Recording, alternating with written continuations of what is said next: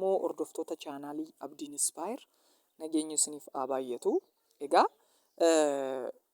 yeroon kun yeroo addaati. Yeroo kana keessatti immoo guyyaa irraa wanta isiniif himuu barbaadu tokko yoo jiraate 2016 fulbaana tokko jechaadha. Akka lakkoofsa Itoophiyaatti waggaa haaraatti Happy New Year'tti jechaadha. Maaltu ta'aa jira yoo jettanii konsertii eenyuti konsertii qopheessaa jira yoo jettanii Rivaanii fi Lij Maayik jechaadha. Lij Mikaa'el. Lij Mikaa'el eenyudha? Lij Mikaa'el akkamittiin namoota akkasii duukaa konsertii qopheessuudhaaf yaade? Akkamiin biyya Itoophiyaa keessatti konsertii kana Miilineem Addaaraashitti qopheessuu danda'ani? Kun wanta baay'ee nama dinquuf wanta baay'ee nama garramudha. Odeeffannoo kanarratti namni kamiyyuu seenee konsertii kana yoo ilaale miidhamaa ta'a malee bu'aa argatu tokko hin qabu jechaadha. Kanaaf kan isin beekuu qabdanii argitanii jirtu Miilineem Addaaraashitti konsertiin kun qophaa'aa kan jiru jechaadha.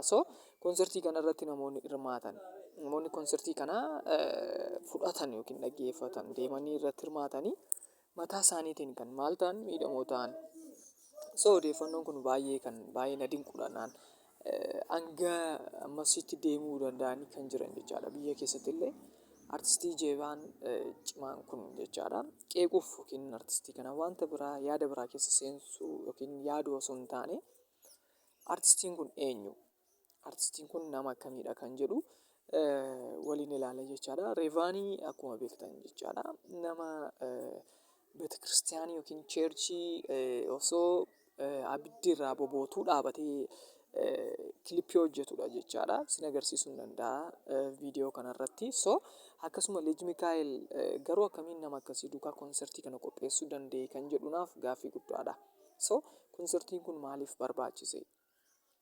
Jechuun biyya keenya keessatti konsertiin kun hanga qarshii tikeettiin tokko hanga qarshii 16,000tiin gurguramu jechuun fulbaana tokko gaafa guyyaa 6 ji'a tokkoffaa gaafa guyyaa 6 akkasuma immoo qarshii 16,000 kun maaliif walitti dhufuu danda'e?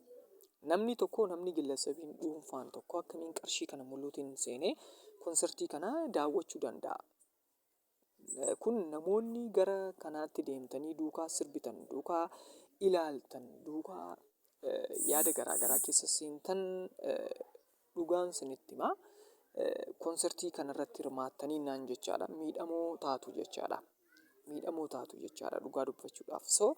Konsertii kanarratti hirmaachuun isin hin barbaachisu.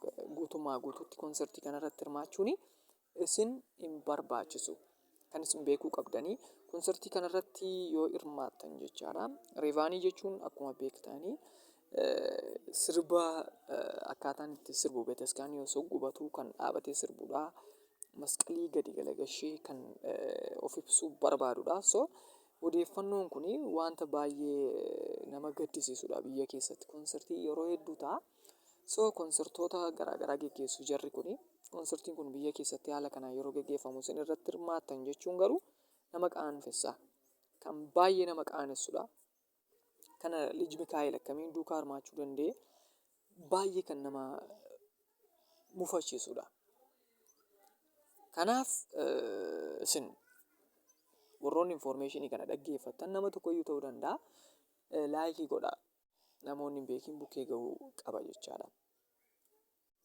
Namni ani dhugumaa Itoophiyaawwiidha jedhu konsertii kanarratti hin hirmaatu.